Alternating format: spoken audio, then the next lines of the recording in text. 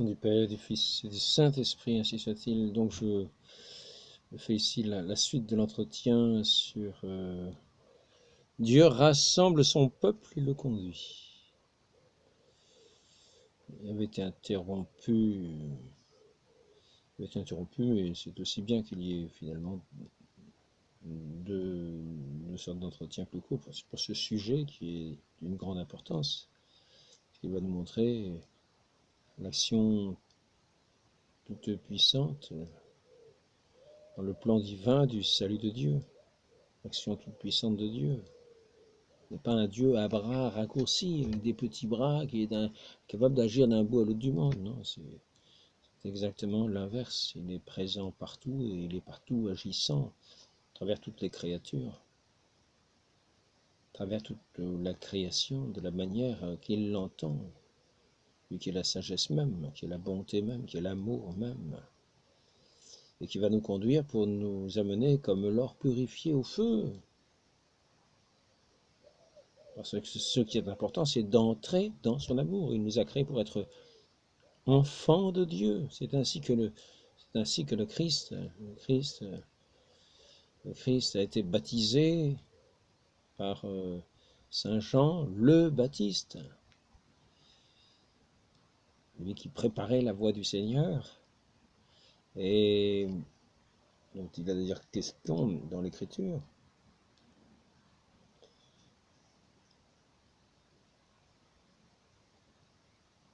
Notre Seigneur a été baptisé, c'est là que nous avons entendu, c'est à cette voix du Père. Voici mon Fils bien-aimé en qui j'ai mis tout mon amour. Écoutez-le, écoutez-le, écoutez-le, lui qui est la parole de vie, et qui, si vous l'écoutez, va vous communiquer sa vie en plénitude, sa paix, parce que vous serez entré dans la plénitude de la vérité, de l'amour, dans l'union, dans l'unité avec le Père qui vous a créé, qui veut voir ses enfants pour vous réjouir de sa vie divine, dans ce banquet céleste, dans cette communion céleste. C'est ainsi que notre Seigneur veut rassembler son peuple. Donc je peux reprendre quelques éléments que j'avais pris hier. Je ne vais peut-être pas finir le préambule, le sujet pourquoi j'utilise le catéchisme de Trente. Je peux vous le dire. Pourquoi j'utilise aussi le catéchisme d'aujourd'hui. J'utilise le catéchisme d'aujourd'hui parce que c'est l'enseignement, c'est le catéchisme de l'Église qu'elle nous donne aujourd'hui. Mais celui du Concile de Trente a toujours des enseignements qui sont aussi précis, qui sont aussi précieux, tels que nous inviter à le suivre le pape Léon X. Alors est-ce que j'ai toujours... Vous voyez ce qu'il disait en 1905, c'était pas si vieux que ça, au sujet de ce catéchisme de Trente, qui était le concile, le catéchisme annoncé comme étant un livre important pour, pour, euh, pour donner la connaissance des vérités essentielles de salut à tous les peuples, que les pasteurs devraient utiliser. Tous les curés, tous ceux qui ont charge d'âme, feront le catéchisme aux fidèles dans un langage facile et adapté, se serviront à cet effet du catéchisme du Concile de Trente. Ad Chabonimis 1905. On ne parle pas d'un autre catéchisme, il y a eu tellement de variétés de catéchismes avec des enseignements plus ou moins douteux, qui ne sont donc pas des enseignements. L'enseignement, c'est ce que l'Église a reçu de la bouche du Christ, de la tradition des apôtres, et qu'elle nous communique comme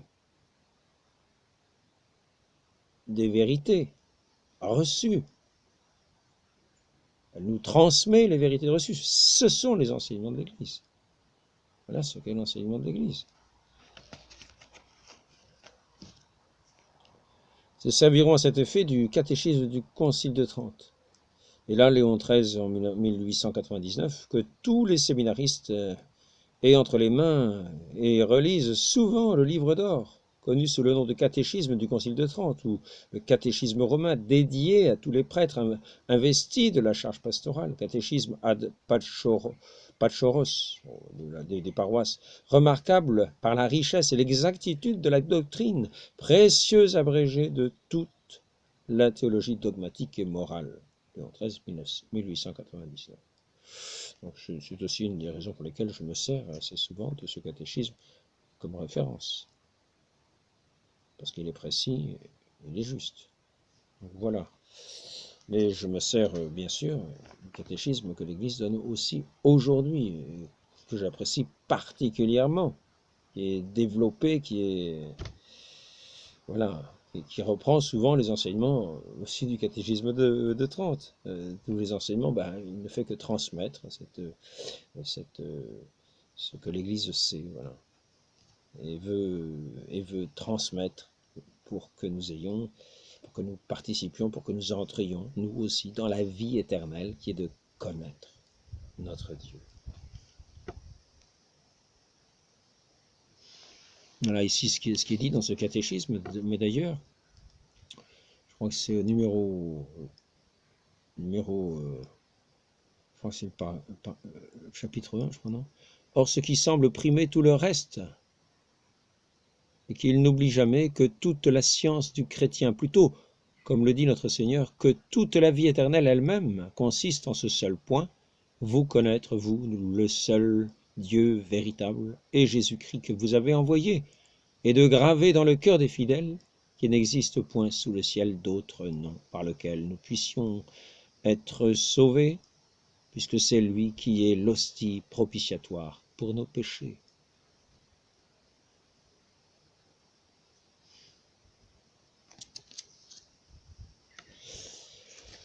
Donc notre Seigneur est venu dans ce monde, il est venu comme le bon pasteur. Et il a institué une église comme la bonne bergerie pour rassembler toutes les brebis dispersées par le monde. Et à cette suite de notre Seigneur Jésus-Christ, le bon pasteur, le véritable pasteur, qui est toujours présent dans son Église, comme il l'a promis, avec l'assistance du Saint-Esprit sur tous ces pasteurs qu'il a choisis, qu'il a tirés du peuple pour être les guides du peuple, pour enseigner, pour donner la grâce dans l'unité des sacrements. Eh bien, notre Seigneur est venu donc rassembler son peuple. Et je reprends ce que je disais hier, l'entretien précédent, numéro 1, mais plus rapidement, pour passer à la suite, avant de tomber en panne, de faire un troisième numéro.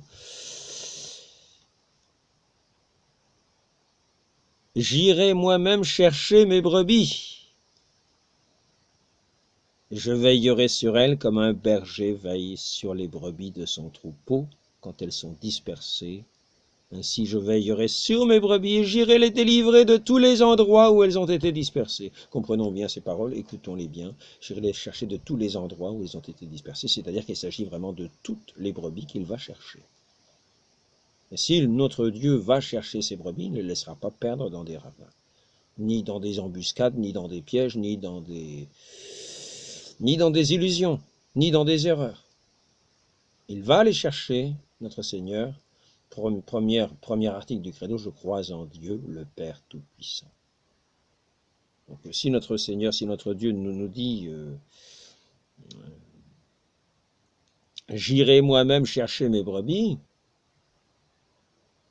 eh bien il ne faut pas en douter. C'est lui qui accomplit cette œuvre.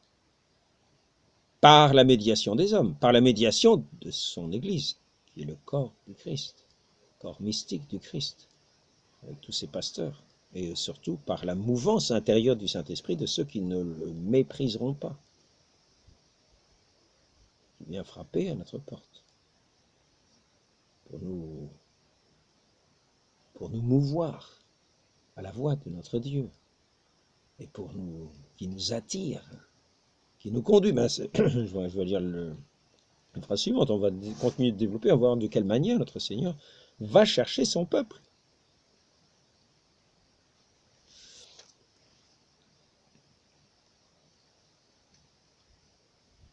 Ainsi je veillerai sur mes brebis et j'irai délivrer de tous les endroits où ils ont été dispersés. Ézéchiel chapitre 34, verset 11-12.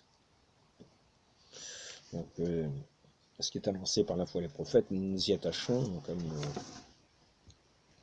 comme le dit saint Pierre, non pas comme simplement des paroles humaines, mais comme Dieu qui s'exprime par ses prophètes, comme nous le disons dans le credo. il a parlé par les prophètes. Et donc l'Église sait bien que notre Dieu nous a parlé par les prophètes. Et donc la parole de Dieu, c'est donc ce sont donc ce qui est exprimé par ces prophètes, des vérités de foi divine, de laquelle l'Église se dit être la servante. La servante. Et par conséquent, c'est ainsi qu'elle va tirer de ces vérités l'enseignement pour notre salut, selon la prescription de notre Seigneur d'aller enseigner toutes les nations. C'est ainsi aussi qu'il rassemble, que notre Dieu rassemble dans son Église, mais c'est notre Dieu qui rassemble. Nous pouvons croire que ce sont les hommes qui parlent, qui agissent, mais dans sa providence, c'est notre Dieu qui rassemble. Tous les élus, tous ceux qui auront des oreilles pour entendre, car il est bien dit dans les textes sur l'unité de l'Église, que l'Église nous donne aujourd'hui, en particulier avec les enseignements dans le catéchisme. Alors il faut que je retrouve le texte sur l'unité de l'Église. Je vais faire une petite pause pour le trouver sans vous faire trop attendre. À l'Église catholique, à l'unité catholique du peuple de Dieu, tous les hommes sont appelés. À cette unité appartiennent sous diverses formes ou sont ordonnés et les fidèles catholiques et ceux qui par ailleurs ont la foi dans le Christ. Et finalement, tous les hommes, sans exception, que la grâce de Dieu appelle au salut. C'est le numéro 836. Donc, nous avons parlé précédemment aussi de cette ignorance invincible et que tous ceux qui sont en dehors de... Je vais mettre des autres lunettes, ce sont des lunettes qu'on me donne. Je préfère celles qui sont moins visibles. Donc, tous ceux qui sont en dehors de l'Église, nous voyons que pratiquement, nous avons ici dans Singularis Quidem, un texte que j'ai déjà lu, l'Église ne cesse de répéter que le fondement de la foi n'est pas la raison mais l'autorité de Dieu. Elle crie hautement que tout espoir de l'homme, tout son salut est dans la foi chrétienne. Dans cette foi qui enseigne la vérité, dissipe par sa lumière les ténèbres de l'ignorance humaine. L'Église est le sanctuaire de la foi et le temple de Dieu, hors duquel, sauf ignorance invincible, il n'y a point de salut à attendre. Parce que notre Seigneur vient rassembler toutes les brebis perdues. Toutes ces brebis qui vont entendre sa voix, le reconnaître et le suivre. Celles qui sont blessées, il va venir les porter, les mettre sur son épaule, les porter sur son cœur. Les nourrir, si elles sont faibles. Bien sûr que tous les boucs qui fuient à sa voix, qui lui foncent dedans, etc., ah ben, ce n'est pas ces brebis que notre Seigneur vient rassembler. Néanmoins, tous ceux qui sont en dehors de l'Église, parce qu'ils n'ont jamais entendu parler de l'Évangile, par cette ignorance invincible, c'est-à-dire l'ignorance où il n'y a pas de faute, ils sont en dehors. Ils sont en dehors. Or, en dehors de cette Église, en dehors de cette Église du Christ, en dehors de cette unité avec notre Seigneur Jésus-Christ, notre Dieu, il n'y a pas de vie. En dehors de l'unité avec notre Dieu, il n'y a pas de vie. Nous sommes comme le sarment sur la vigne.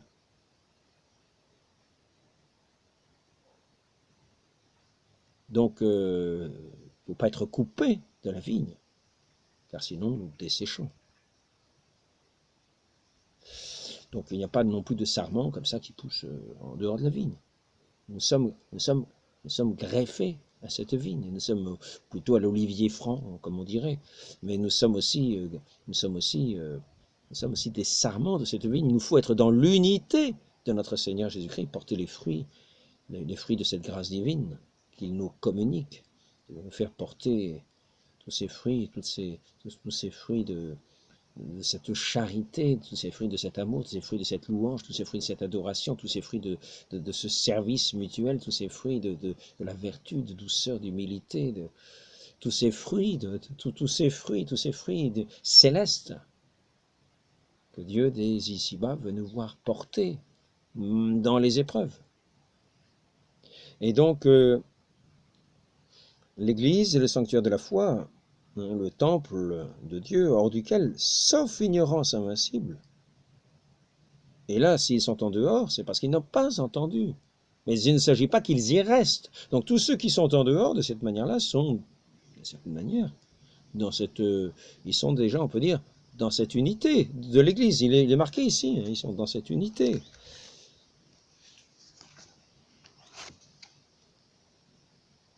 À l'unité catholique du peuple de Dieu, tous les hommes sont appelés. Ils sont appelés à l'unité. À cette unité appartiennent, sous diverses formes, ou sont ordonnés, et les fidèles catholiques. Alors il faut bien distinguer, sous diverses formes, ou sont ordonnés. Ils appartiennent ou sont ordonnés. Donc ici, il s'agirait plutôt de gens qui sont ordonnés, parce qu'ils n'appartiennent pas encore. Ils n'ont pas été incorporés. Ils n'appartiennent pas au corps. Ils ne sont pas dans l'unité du Christ.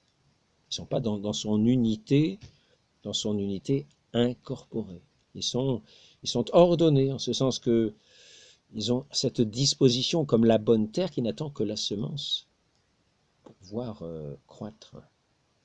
Pour pouvoir croître toute cette foi vive, cette espérance, cette charité qui vont justement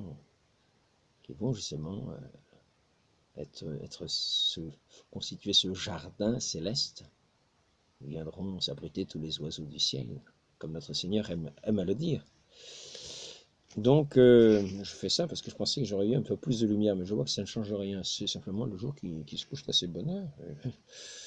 Non, en fait, il est assez tard. Donc, les incorporés sont unis dans... Alors ici, donc, il s'agit de ceux qui sont dans cette ignorance. Et il faut bien comprendre qu'il est bien dit dans ce texte de Singularis Vidam, je le répète pour ceux qui n'ont pas écouté l'entretien précédent, l'Église, le sanctuaire, le temple de Dieu hors duquel, sauf ignorance invincible, il n'y a point de salut à attendre. Et de ceux qui sont dans cette ignorance, au contraire, parce qu'il n'y a pas de faute de leur part, qui sont la bonne terre, dans de bonnes dispositions, nous sommes sûrs que notre Seigneur ne va pas les laisser, lui qui appelle ses brebis, qui est lui-même ce bon pasteur qui va chercher son peuple pour le guider, pour le ramener au bercail, pour le rassembler, comme dans cette convocation, n'oublions pas, je répète ce que c'est le mot Église. Ce mot Église renferme le véritable mystère, de véritables mystères et des mystères très importants, en effet, si nous l'entendons dans son sens de convocation. Nous voyons briller à nos yeux la douceur et la lumière de la grâce divine, et nous sentons combien l'Église diffère de toutes les autres sociétés. Elle repose sur la sagesse et le conseil de Dieu, même, car Dieu nous a appelés intérieurement par l'inspiration de son Saint-Esprit, qui ouvre les cœurs, et extérieurement par le soin de ses ministres, les pasteurs et les prédicateurs. La fin de cette vocation, c'est la connaissance et la possession des choses éternelles. Voilà, notre Seigneur vient guider son peuple, c'est lui-même qui convoque par cette mouvance du Saint-Esprit. Donc tous ceux qui sont cette bonne terre, l'Église a la conviction, par cette foi, comme la femme cyrénienne, me semble-t-il,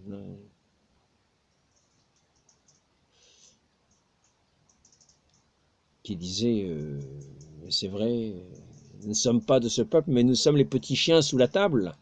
Et notre Seigneur avait eu cette grande foi, elle avait cette conviction forte que notre Seigneur répondrait à sa prière. Elle avait la conviction forte, elle avait cette foi dans cet amour tout-puissant du Christ. Et donc elle faisait cette demande en cassant les oreilles à ses disciples tout autour. Et notre Seigneur disait, nous n'avons été envoyés que brebis d'Israël, brebis perdues de la maison d'Israël. Il n'avait pas encore dit « Allez par le monde entier, annoncer l'Évangile ».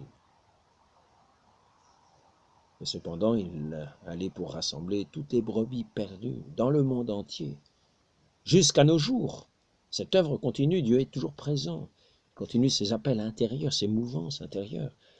Se fait reconnaître quelquefois par un signe, par un mouvement providentiel auquel le Saint-Esprit répond comme dans une illumination intérieure, comme qui va être ce revirement des âmes, de la personne, pour le conduire sur ce chemin de vie, à laquelle son Seigneur l'appelle, son Seigneur de sa main toute puissante, pour chercher ses brebis. Je ne parle pas des boucs. Les boucs, nous savons malheureusement qu'ils iront à gauche. Même si notre Seigneur, même si tous les hommes, les femmes aussi, les enfants, tous ceux qui viennent dans ce monde, notre Seigneur est venu porter cette lumière pour tous ceux qui viennent dans ce monde. Mais combien se ferment à cette lumière? Et ainsi notre Seigneur va appeler ses brebis, ceux qui ne se ferment pas, même s'ils sont dans l'ignorance. Il ira les appeler, il ira les rassembler, les convoquer dans cette Église, dont le fondement est un fondement solide, sur cette foi solide, dans la reconnaissance du Fils de Dieu, l'envoyé du Père, l'Amen de Dieu, qui a accompli cette œuvre d'amour, annoncée déjà par les prophètes, annoncée dans les Écritures, qu'il est venu révéler, qu'il est venu éclaircir dans l'esprit de ses disciples. Cette passion, cette mort douloureuse, cette naissance, cette vie au milieu de son peuple, tous ces miracles accomplis, cette passion et cette mort et cette résurrection annoncée, que les apôtres n'ont d'abord pas voulu croire. Et voici que donc maintenant, je vais continuer parce que sinon il faudra un troisième. Donc nous avons vu convocation, nous avons vu, je vais quand même terminer sur l'ignorance invincible, il n'y a point de salut à attendre. Il est à craindre que dans les prêtres qui doivent s'appliquer à l'enseignement et à l'étude, et à qui incombe la charge d'instruire le peuple des choses dont la connaissance est indispensable au salut, n'est pas dit qu'il faut rester dans l'ignorance, non, notre Seigneur va chercher les brebis perdues. Il agit en toutes choses, et dans les âmes aussi.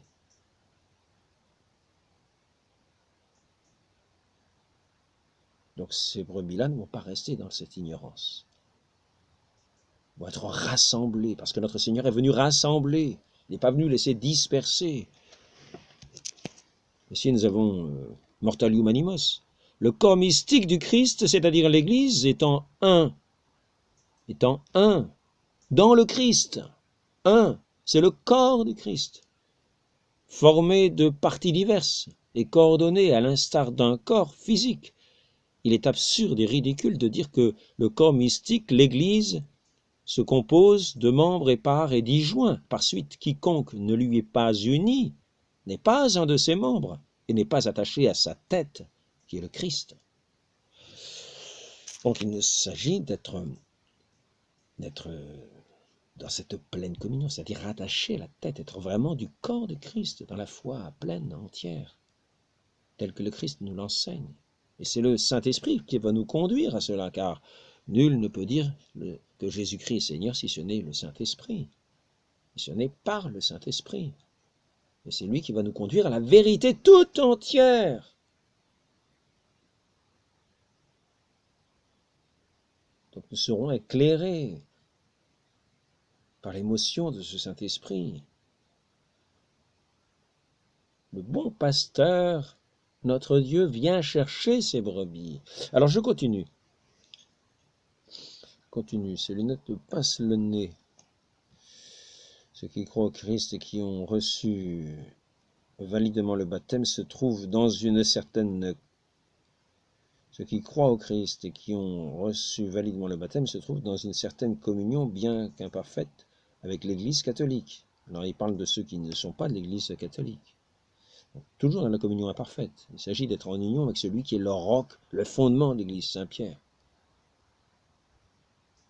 De recevoir, d'être vraiment dans cette bergerie. Nous avons tous les soins, tous les soins de la pleine communion à notre Seigneur. Nous ne rejetons pas quelques-uns de ses enseignements, non. Le Saint-Esprit nous fait entrer dans la connaissance, dans cette plénitude, dans la vérité entière. Pas à moitié, il ne nous abandonne pas en chemin. Donc il s'agit d'avoir des oreilles jusqu'au bout. Et c'est lui qui nous conduit. Donc il n'y a rien à craindre, ni des ignorances, ni de rien. Si nous sommes de bonne volonté, nous l'écouterons. Et comme une bonne brebis, nous le suivrons. Le soleil, je crois que le soleil a disparu. Peut-être on pourrait mettre une lampe au-dessus. C'est peut-être ce que je vais faire. Petite pause. Donc pour compléter ce que je venais de dire à l'instant, nous avons lu Mortalium Animos. Je vais continuer par un autre texte, c'est Grégoire XVI, Sumo Iugiter, 1832. Vous connaissez le zèle qu'employèrent mes prédécesseurs pour enseigner cet article de foi, qu'osent nier ces personnes, à savoir la nécessité de la foi catholique et de l'unité pour le salut. Il faut veiller, alors maintenant c'est Nostis Nobiscum, Pie IX, 1849, il faut veiller spécialement à ce que les fidèles eux-mêmes aient profondément gravé dans l'esprit le dogme de notre sainte religion sur la nécessité de la foi catholique pour obtenir le salut, c'est-à-dire entendre pleinement la parole de notre Seigneur. Ce n'est pas le hasard qui nous gouverne. Nous avons peut-être de la mauvaise volonté pour ne pas entendre. Nous sommes peut-être ceux qui ont des yeux pour ne pas voir. Le semeur va semer la bonne parole, nous sommes peut-être dans les broussailles. Nous sommes peut-être sur la pierre qui n'a pas de profondeur et qui va dessécher, sur laquelle la graine va commencer à pousser, pleine de joie, et puis dessécher. Nous sommes peut-être sur ce chemin. Les passants qui passent, qui regardent partout, le diable emporte les oiseaux, emportent les bons grains, voilà. Mais notre Seigneur ne sème pas des bons grains pour que les oiseaux les emportent ailleurs. Il sème sa parole, non pas pour que nous soyons préoccupés de toutes sortes de... Non, non, non. Ceux qui sont de la bonne terre feront fructifier sa parole. Ils ne la mépriseront pas. Donc c'est pour cela que nous entrons dans cette foi catholique pleine et entière, parce que c'est la parole même de Dieu. C'est l'unité au Christ qui s'est fait homme et qui s'est donné à nous, qui nous a donné sa vie. Il faut être unis à lui, recevoir tout ce qu'il nous a enseigné comme une source vive du cœur du Dieu vivant et vrai, véritable, pour que nous soyons ces enfants de Dieu, pas des avortons, pas des monstres qui rejettent à moitié la parole, qui la reçoivent à moitié, qui prétendent la recevoir à moitié. Nous entrons sous la mouvance du Saint-Esprit, nous avons cette bonne disposition de la bonne terre pour être à l'écoute, pour être obéissants. Nous entendons le bon pasteur qui vient chercher ses brebis et nous y répondons. C'est vrai, je vais peut-être m'égarer, donc je vais continuer à parler du sujet que j'avais commencé, parce que là, on change de sujet. Il faut veiller spécialement à ce que les fidèles, ce dogme de notre foi, la nécessité de la foi catholique pour le salut, cette doctrine reçue du Christ est soulignée par les pères et les conciles, également contenue dans les formules de profession de foi utilisées par les catholiques, latins, grecs et orientaux. Donc Nostis Nobiscum, Pie IX, 1849. Quiconque ne lui est pas uni au corps mystique n'est pas un de ses membres et n'est pas attaché à la tête qui est Jésus-Christ. Et n'oublions pas l'importance, nous rappelle saint Paul, d'être attaché à la tête. En particulier Colossiens 19, un tel homme n'est pas attaché à la tête, n'est pas uni à la tête, nous dit-il. Mortalium, alors ici c'est Seuls font réellement partie des membres de l'Église ceux qui ont reçu le baptême de régénération, professent la vraie foi. Et là, nous sommes Mystici Corporis, 1943, Pie XII.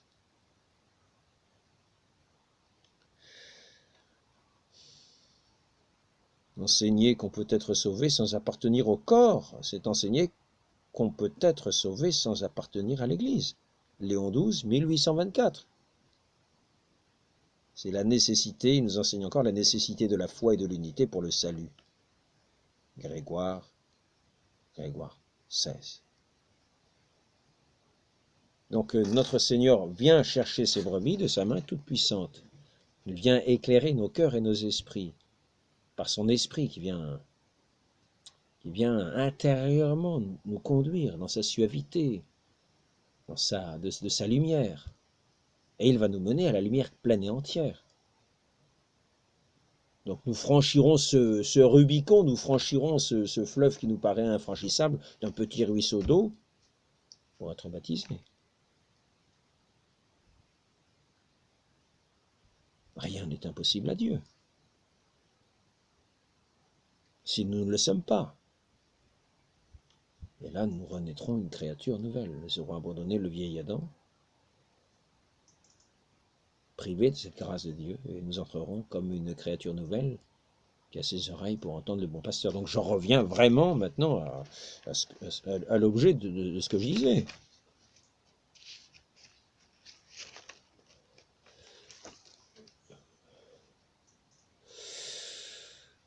L'Esprit Saint est le protagoniste de toute la mission ecclésiale, c'est lui qui conduit l'Église sur le chemin de la mission. C'est le catéchisme 852, donc le Saint-Esprit qui est à l'œuvre. C'est pas simplement, c'est pas une œuvre humaine, c'est une œuvre divine. J'irai moi-même chercher mes brebis.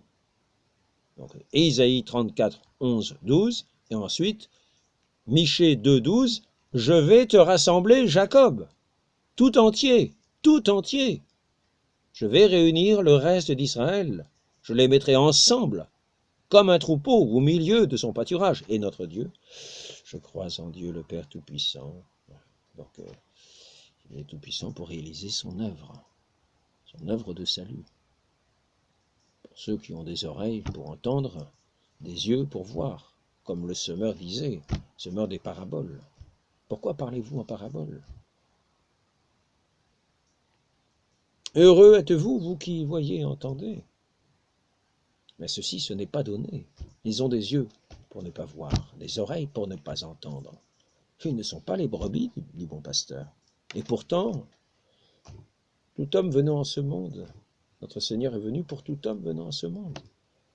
Mais ils écoutent d'autres voix. Et lorsque je dis qu'ils écoutent d'autres voix,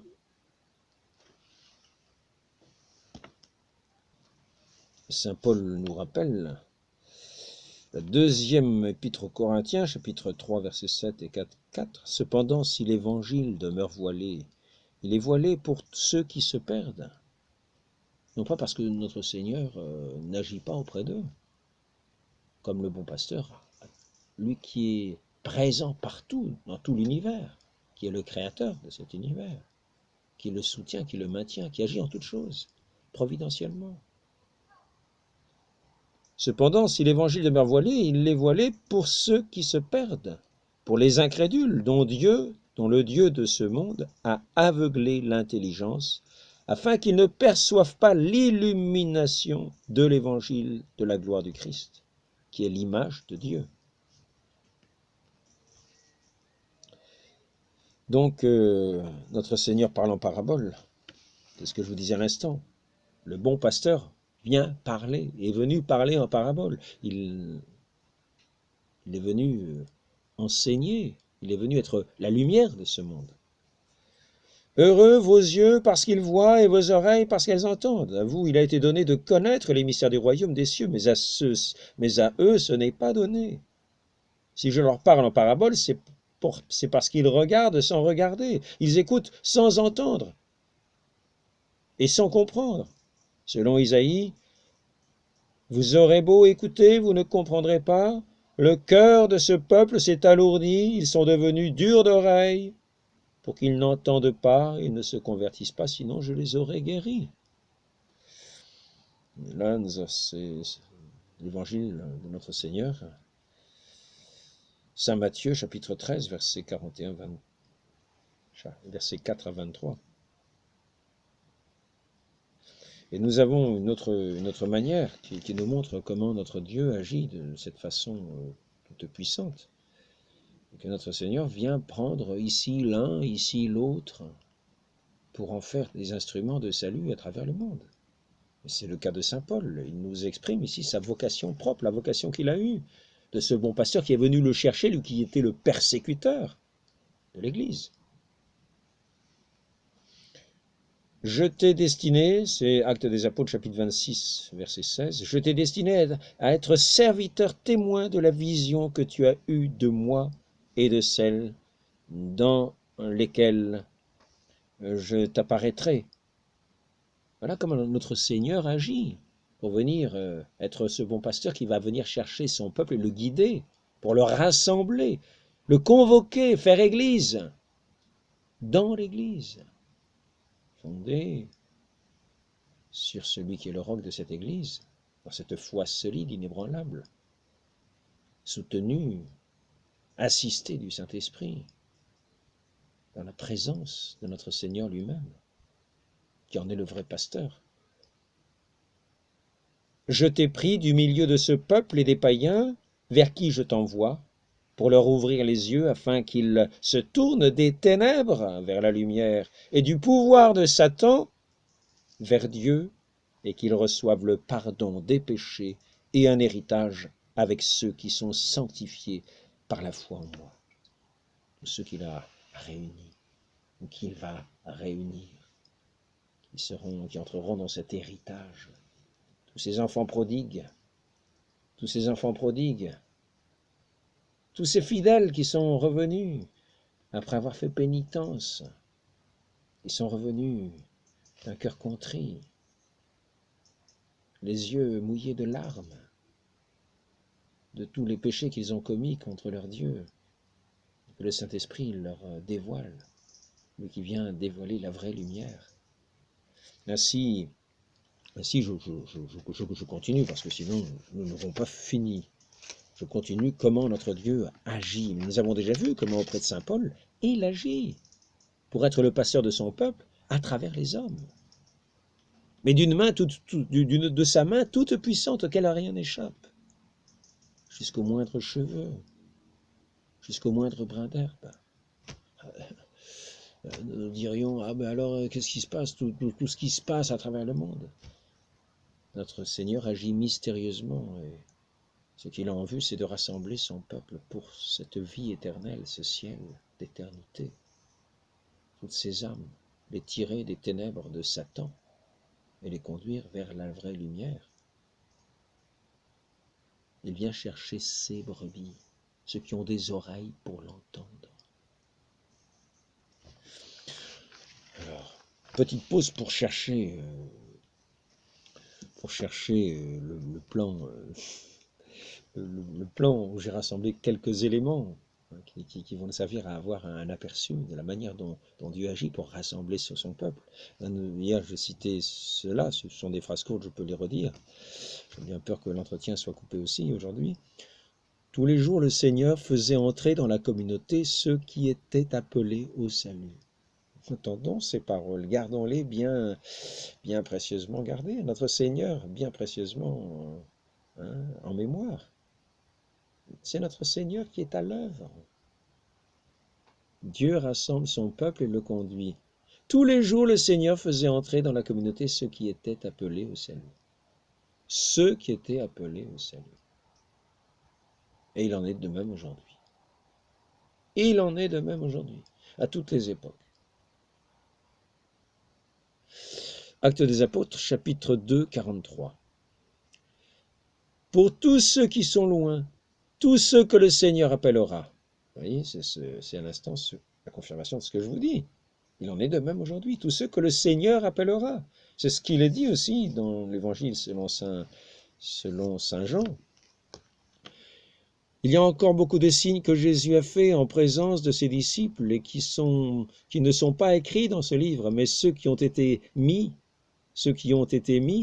afin que vous croyiez que Jésus est le Messie, Fils de Dieu, et afin que par votre foi, vous ayez la vie en son nom, pour tous ceux qui liront ce qui est écrit à l'avenir. Saint Jean chapitre 20, versets 30-31. Et cela participe à cette convocation de l'Église, à cette prédication, à la fois extérieure, par les pasteurs, là c'est l'extérieur, c'est écrit, et l'intérieur, le mouvement intérieur de cet Esprit Saint qui nous fait reconnaître ce qui est de Dieu, qui nous éclaire intérieurement, qui nous fait comprendre, qui nous fait entendre, qui nous ouvre cette oreille à cette parole semée par ce bon semeur, ce bon pasteur, ce pasteur véritable, notre Dieu.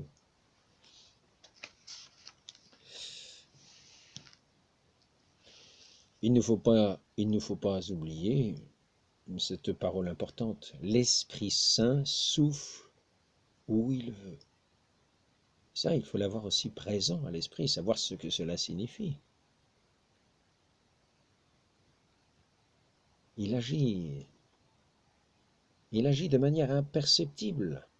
Et nous ne savons d'où il vient ni où il va. Mais il est à l'œuvre. Et notre Dieu sait ce qu'il fait. Quand il vient chercher son peuple, ses brebis perdues, pour les ramener, les convoquer, les appeler, pour les rassembler dans ce bercail, cette sainte Église. J'irai moi-même chercher mes brebis, je veillerai sur elles comme un berger veille sur ses brebis. Allez, on passe à la suite. Donc, notre Seigneur nous rappelle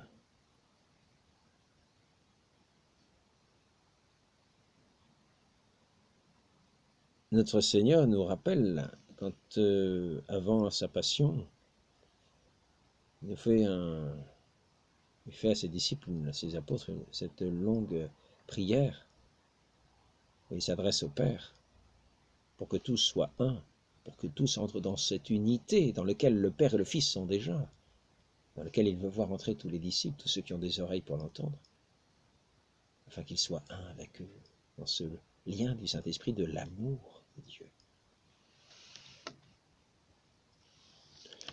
Je leur ai fait connaître ton nom, pour que l'amour dont tu m'as aimé soit en eux, et que moi aussi je sois en eux. Saint Jean chapitre 17, verset 26. Sanctifie-les dans la vérité, ta parole est vérité. Ils ont cru que tu m'as envoyé. Moi je prie pour eux, je ne prie pas pour le monde. Il vient chercher ses brebis pour les rassembler.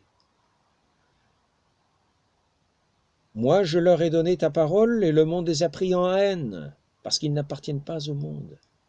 Le monde qui gît à l'écoute de Satan, dans les ténèbres de l'infidélité, dans les ténèbres de l'ignorance, dans l'esclavage de Satan. Je répète cette phrase que je vous ai lue tout à l'heure, de Saint Paul. Oh ben, je ne l'ai peut-être pas ici. Oui, on peut comme lire celle-là. Je t'ai destiné à être serviteur et témoin de la vision que tu as eue, de moi, et de celles dans lesquelles je t'apparaîtrai. Je t'ai pris au milieu de ce peuple, des païens, vers qui je t'envoie pour leur ouvrir les yeux afin qu'ils se tournent des ténèbres vers la lumière, du pouvoir de Satan vers Dieu, et qu'ils reçoivent le pardon des péchés et un héritage avec ceux qui sont sanctifiés. Donc, si vous gardez mes commandements, vous demeurerez dans mon amour, comme moi, j'ai gardé les commandements de mon Père et je demeure dans son amour. Que votre joie soit parfaite.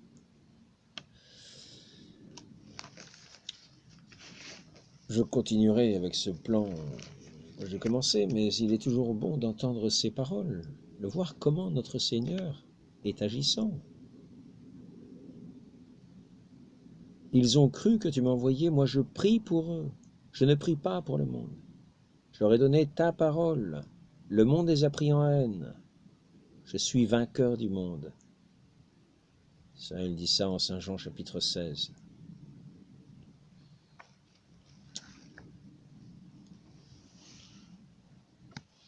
Alors nous continuons à voir comment notre Seigneur guide son peuple. L'obscurité tombe de plus en plus. Il y a encore un petit bout de lampe.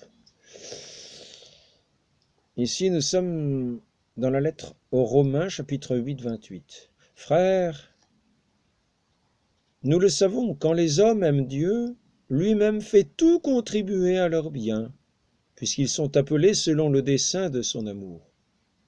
Ceux que d'avance il connaissait, il les a aussi destinés d'avance à être configurés à l'image de son Fils, pour que ce Fils soit le premier d'une multitude de frères. Ceux qu'il avait destinés d'avance, il les a aussi appelés. Et c'est ici que nous avons toujours cette convocation. Notre Seigneur, il vient rassembler son peuple. C'est lui qui agit. C'est lui qui est agissant, à travers tout ce qui nous paraît quelquefois le plus insignifiant, auquel nous ne prêtons même pas importance, qui nous semblent des choses quelquefois même sans queue ni tête ou insensées. Et cependant, un tel a fait attention à telle chose parce qu'il avait ce mouvement du Saint-Esprit. Il a fait percevoir l'importance de telles choses qui nous échappent complètement, parce que cette parole s'adressait à cette brebis particulière. Et cette brebis particulière va quitter ses occupations, va changer de route. Quelquefois, cela va mettre des années. Mais notre Seigneur, c'est notre Seigneur qui le conduit. Même si ça met des années, n'imaginons pas que c'est du hasard. C'est notre Seigneur qui va le conduire, qui va le faire arriver à destination. De sa main toute puissante. Je répète. Je vais te rassembler, Jacob, tout entier. Je vais réunir le reste d'Israël. Je les mettrai ensemble comme un troupeau au milieu de son pâturage. Il ne va pas les faire mourir de faim. Ce pâturage, c'est ce pâturage de la vie éternelle.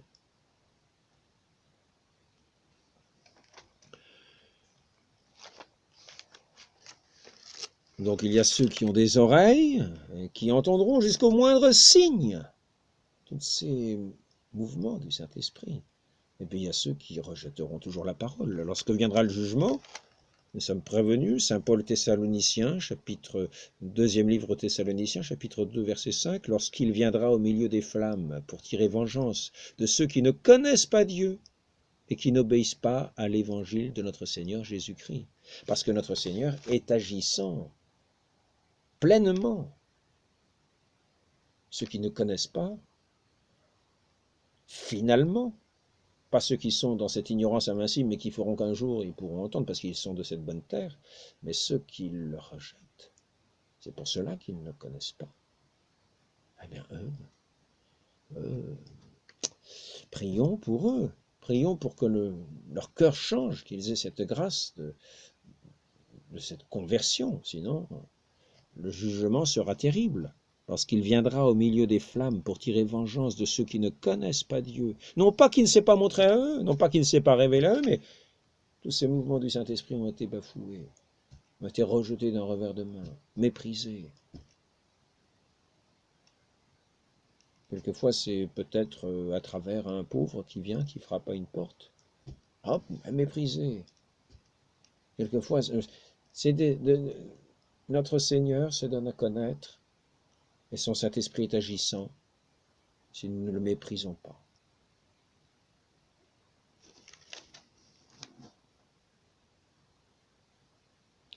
Cependant, si l'évangile est mal voilé, ça nous avons vu. Donc, continuons un petit peu. Nous avons vu ici,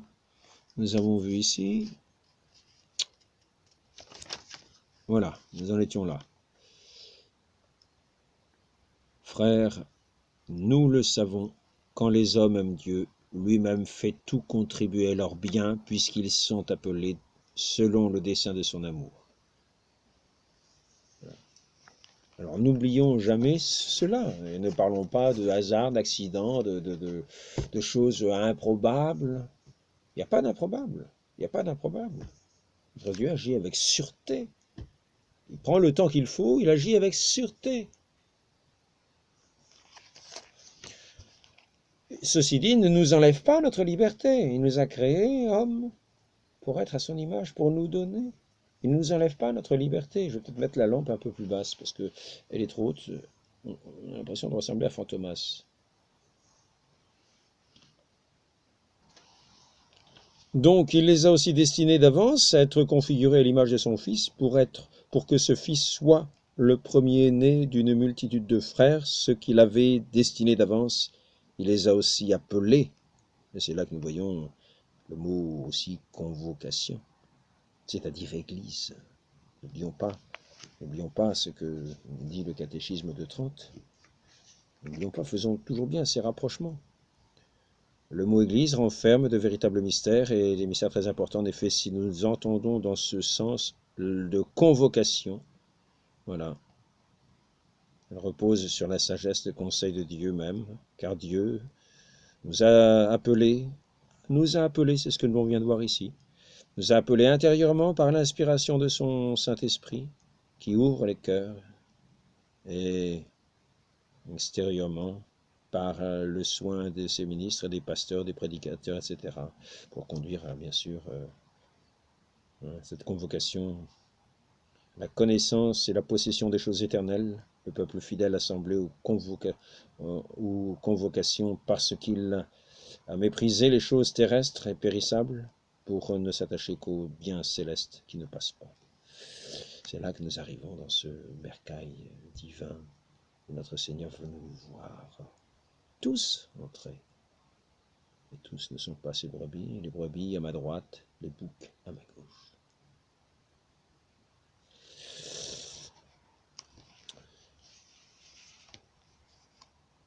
Ça, c'était donc Romains chapitre 8, verset 28. Maintenant, nous pouvons voir l'action vraiment agissante du Saint-Esprit dans cet exemple de Philippe. Saint Philippe, qui voit l'eunuque de la reine de Candace, dans les Actes des Apôtres, chapitre 8, verset 26. L'ange du Seigneur dit à Philippe, « Mets-toi en route !» C'est l'ange du Seigneur qui dit à Philippe, « Mets-toi en route !» Voilà l'action providentielle de Dieu. L'ange du Seigneur dit à Philippe, « Mets-toi en route !» Donc ce n'est pas simplement parce qu'il a fait un plan, etc., purement humain, non. C'est l'œuvre divine qui s'accomplit et qui se sert aussi de la médiation des hommes. Comme notre Seigneur aussi se fait homme, pour accorder le salut de Dieu à notre humanité. Donc, Philippe, qui se rapproche, donc qui s'avance, hein, et nous voyons aussi l'Esprit du Seigneur dit à Philippe, avance et rejoins ce char. Alors là, c'est encore plus précis, vous voyez. Avance et rejoins ce char que tu vois. Et là, c'est l'eunuque de la reine de Candace, et qui était en train de lire le livre d'Isaïe qu'il ne comprenait pas. Donc il va lui en faire l'explication, l'enseignement, par cette orientation. Tous les textes de l'Écriture parlent du Christ, ramènent au Christ, sortent du cœur du Christ et en ramènent. Et par conséquent, c'est ainsi que cette eunuque va être éclairée et va être baptisée. Sacrement de l'illumination, il va entrer dans cette connaissance de notre Dieu. Ça, ensuite, après ça, le Saint-Esprit le fera entrer pleinement dans cette connaissance. Et s'il est une de ces brebis du Seigneur, il le conduira jusqu'au bercail céleste. Pas seulement le bercail ici-bas. L'église sainte, mais ici-bas, dans cette église, il y a quelquefois des brebis qui sont entrées et qui se sont peut-être transformées en boucs. Alors il faut aller se confesser de temps en temps, mais il y en a qui ne le font pas du fond du cœur. Il faut le faire du fond du cœur, correspondre aux motions du Saint-Esprit, répondre à la parole de notre Seigneur, pour en faire porter les fruits dans nos vies. L'Esprit du Seigneur dit à Philippe avance, et nous avons aussi Saint Pierre libéré de prison. Saint Pierre est tenu en prison, il y a des escouades de gardes romains dans cette prison, plusieurs escouades là, qui sont là, il est enferré, enchaîné. Et il y a un ange qui arrive, Saint Pierre, Il croit que c'est un songe. Voici que les liens se défont, puis voici que l'ange le précède pour sortir de prison, les portes s'ouvrent, il est dehors, et c'est là qu'il se rend compte que c'est vrai. L'action providentielle de notre Seigneur.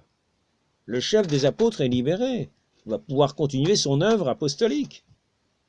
Et quand il souffrira le martyre, ce sera toujours l'œuvre apostolique du témoignage jusqu'au don de soi-même, jusqu'au don de soi-même à Dieu, jusqu'au don de soi-même, jusqu'au témoignage de cette parole de vérité, de cet attachement au Christ, de cet attachement à celui qui est notre vie véritable.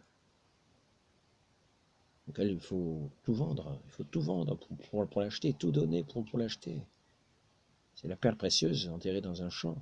Donc ici, Saint Pierre libéré de prison, le centurion Corneille. Alors, il a un songe, n'oublions pas tous ces événements de la manière providentielle dont Dieu agit. Saint Paul terrassé et converti.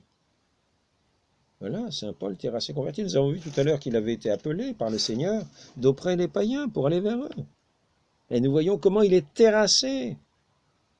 Il voit cette lumière et cette voix du Christ qui lui dit « Pourquoi me persécutes-tu » alors qu'il persécutait l'Église, persécutait les chrétiens. « Pourquoi me persécutes-tu » Et ils vont en faire ce grand apôtre qui sera ce héros d'Évangile, cet instrument de Dieu, pour être dont Dieu s'est servi. Mais n'oublions pas, le Saint-Esprit est à l'œuvre partout. Mais il s'est servi de Saint Paul.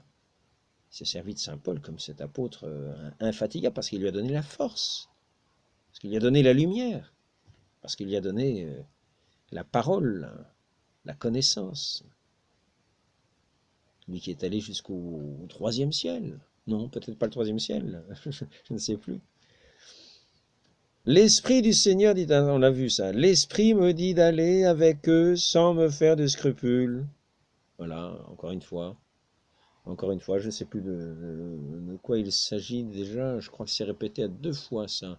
Sans me faire de scrupules, l'Esprit du Seigneur me dit d'aller avec eux sans me faire de scrupules. Je me souviens plus par rapport à quoi, mais c'est pour montrer la manière dont l'Esprit Saint agit dans cette œuvre pour aller chercher les brebis. C'est d'une manière sûre, en se servant même des accidents providentiels, pour chercher la brebis perdue jusque dans les fins fonds des vallées, jusqu'au sommet des montagnes, jusque dans les buissons où elle est accrochée, partout, rien n'échappera, aucune n'échappera. Toutes celles qui sont les brebis, il viendra les chercher, les porter sur son cœur, sur ses épaules, les nourrir, les ramener dans cette bergerie sainte. Moïse, la manne au désert, la mer qui s'ouvre. Ben, pensons-y, l'œuvre de Dieu. Mais jusqu'au moindre cheveu, jusqu'au moindre détail. L'Esprit me dit d'aller avec, sans me faire des scrupules, multiplication des pains, tempête apaisée. Je veux bientôt finir cet entretien, je ne veux pas tout développer. Le Saint-Esprit les ayant empêchés, et là nous rejoignons encore les Actes des Apôtres, d'annoncer la parole en Asie. C'est le Saint-Esprit qui empêche Saint Paul d'aller en Asie prêcher la parole. Imaginons. On aurait pu s'attendre que le Saint-Esprit dise d'aller partout. Là, le Saint-Esprit les empêche d'aller là, parce que ce n'est pas pour le moment la manière, n'est pas pour le moment l'œuvre divine, telle que notre Dieu veut la réaliser. Donc c'est le Saint-Esprit qui vient empêcher Saint Paul d'aller en Asie annoncer la parole. Ils tentèrent d'entrer en Bithynie, mais l'Esprit de Jésus ne leur permit pas.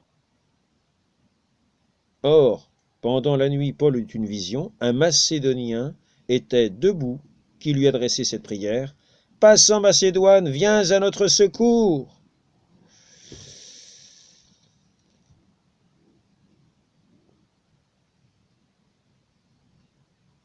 Je crois que je vais arrêter là.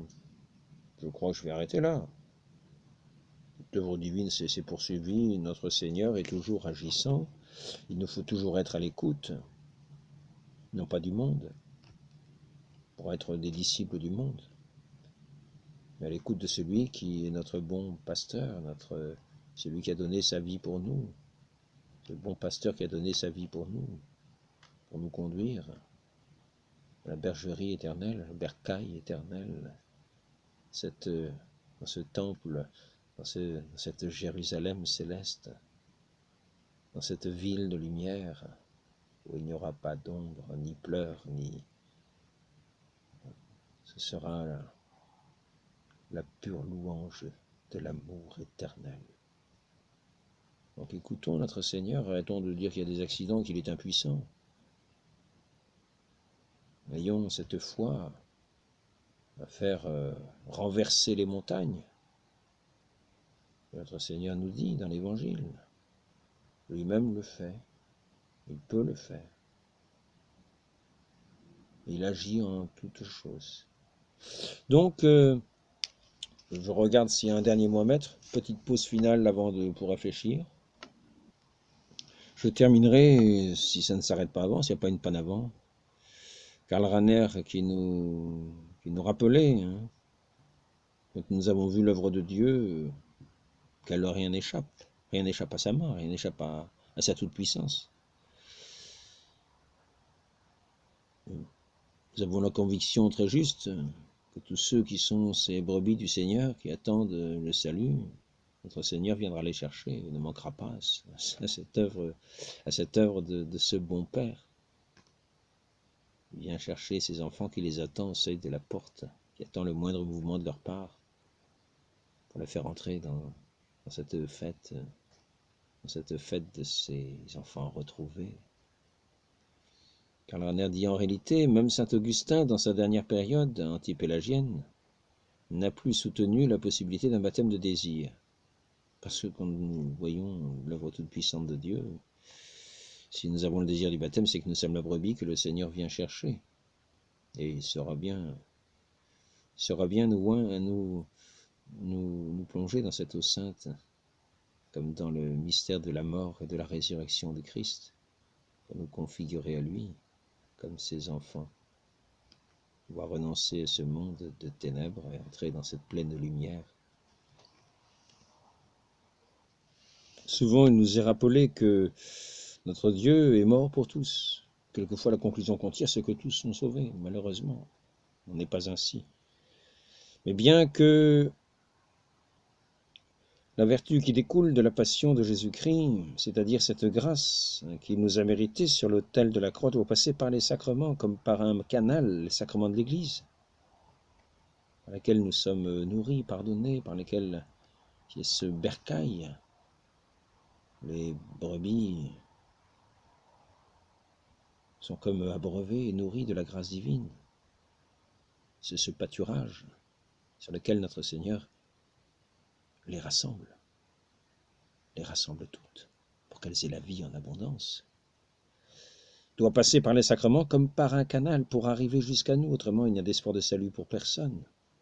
Ça c'est le catéchisme de 30, chapitre 14, verset 4, paragraphe 4. Et là, la session 6 du Concile de Trente, chapitre 3, « Mais bien que lui soit mort pour tous, cependant tous ne reçoivent pas le bienfait de sa mort, mais ceux-là seulement auxquels le mérite de sa passion est communiqué. » Nous avons vu de quelle manière il est communiqué. Donc, voyons ici, saint Augustin, à la fin de sa vie, nous rappelle l'œuvre, justement, c'est cette foi dans l'action toute puissante de Dieu, en toutes choses. Au nombre de ses élus et de ses prédestinés, ceux qui sont à même à la pénitence, qu'il a mené peut-être à la pénitence par la bonté de Dieu. Au nombre de ses élus et de ses prédestinés, ceux qui sont amenés à la pénitence par la bonté de Dieu, parmi ses élus, aucun ne périt à quelque âge que ce soit frappé par la mort. Jamais, en effet, Dieu ne permettra qu'un prédestiné à la vie meure sans participer au sacrement du médiateur, c'est-à-dire le baptême. C'est à eux que s'adressent ces paroles du Sauveur. Telle est la bonté de mon Père qui m'a envoyé, que je n'en perde aucun de ceux qu'il m'a donnés. Saint Augustin contre les Pélagiens. Et Karl Rahner nous rappelait qu'en réalité, même saint Augustin, dans sa dernière période anti-pélagienne, ne croyait plus, ne soutenait plus ce baptême de désir qu'il avait soutenu des années avant. Ainsi, l'Église, dans son catéchisme, je crois que c'est 1257-1258, il me semble, mais je ne sais pas si je l'ai ici, numéro 1200, CEC 1257-1258, le catéchisme de l'Église catholique nous dit que l'Église ne connaît pas d'autre moyen de salut assuré que le saint baptême. Comme l'a dit notre Seigneur, nul ne peut entrer dans le royaume des cieux s'il ne renaît de l'eau et de l'esprit. C'est là où les brebis sont amenées pour renaître à cette vie véritable, cette vie dans l'Esprit Saint, cette vie dans l'unité au Christ, cette vie comme membre du corps du Christ, comme les sarments unis à la vigne, un avec le Christ, un avec le Fils, un avec le Père, dans cette unité, dans cette communion des saints pleine et entière. Les sacrements sont les moyens de la grâce que notre Seigneur nous a donnés dans son Église, qu'elle nous avons le pardon de tous nos péchés, et cette grâce de recevoir celui qui est lui-même le pain de vie véritable. Donc, même si l'Église dit avoir toujours eu cette conviction du baptême de désir, du martyre, du baptême de sang, elle dit que c'est ici la conviction qu'elle a. Mais nous voyons que saint Augustin n'avait déjà plus à la fin de sa vie cette conviction. Et par contre, ce qui est établi comme vérité de foi divine, ce qui sort de la bouche de notre Seigneur, c'est la nécessité de l'eau et de l'esprit. Nul ne peut entrer dans le royaume des cieux s'il ne renaît de l'eau et de l'esprit. Sans le bain de régénération, ou sans le désir de ce bain, ce renouvellement, cette recréation ne s'opère pas. Cette entrée dans ce royaume ne s'opère pas. C'est ce que notre Seigneur dit, c'est ce que toute l'Église nous a dit dans tout cet enseignement. L'enseignement, c'est ce qu'elle connaît, ce qu'elle a reçu de la bouche même du Christ. L'enseignement, ce sont ces vérités de foi divine. Ce ne sont pas que les vérités de foi divine, mais l'Église nous parle de ces enseignements qu'elle connaît. Et là, elle nous dit qu'elle ne connaît que le baptême comme moyen de salut assuré. Parce que c'est par ce baptême que finalement notre Seigneur nous rassemble en nous faisant ces créatures nouvelles dans cette illumination du Saint-Esprit. Il vient descendre sur nous comme au baptême de notre Seigneur. Nous sommes plongés à la mort de ce monde auquel nous avons renoncé, de ces ténèbres de ce monde, et nous entrons dans cette pleine lumière des enfants de Dieu, dans la liberté des enfants de Dieu. Que nous a valu le sang de Christ, lui le témoin du Père, qui a été dans la fidélité au Père, la parole du Père, la fidélité de l'amour du Père. Il a été obéissant jusqu'à la mort pour nous mériter ce salut éternel, dans cette grâce, dans cette eau vive, salutaire. Le catéchisme de Trente nous rappelle encore ainsi, puisqu'il n'y a ni expiation, ni pureté, ni sainteté en celui sur qui le nom adorable n'a pas été invoqué. Ça c'est le numéro 40, chapitre 40, paragraphe 3. Et toujours, chapitre 40, paragraphe 3, au témoignage de l'apôtre, l'Église a été purifiée par l'eau dans la parole de vie, c'est-à-dire le nom du Père, du Fils et du Saint-Esprit, dans lequel nous sommes baptisés et sanctifiés. Et c'est ainsi que notre Dieu nous a rassemblés dans cette unité à son corps. Car dans le baptême, nous sommes un avec lui, nous sommes incorporés à ce corps. Nous devenons véritablement le corps, les membres de ce corps du Christ, unis à la tête. Et c'est cette grâce immense qu'il nous a faite. Lui qui est à l'œuvre et qui est allé chercher ses brebis à travers le monde entier, c'est pour les rassembler sur son cœur, les abreuver de son amour, les combler de son amour, les faire entrer dans sa plénitude, dans cette paix, dans cette joie sans fin des enfants de Dieu. Et notre Dieu est venu chercher ses brebis jusqu'aux extrémités de la terre, avec l'assistance du Saint-Esprit et sa présence toute agissante. Demandons à la très sainte Vierge Marie cette foi vive dans l'action toute puissante de notre Dieu, dans sa providence. Demandons pardon de nos péchés, de nos manquements à ses appels, à cette convocation sainte de notre Dieu, de ne pas répondre à ses inspirations, qui nous feraient être des lumières auprès de nos frères, qu'elles nous manquons souvent dans le témoignage.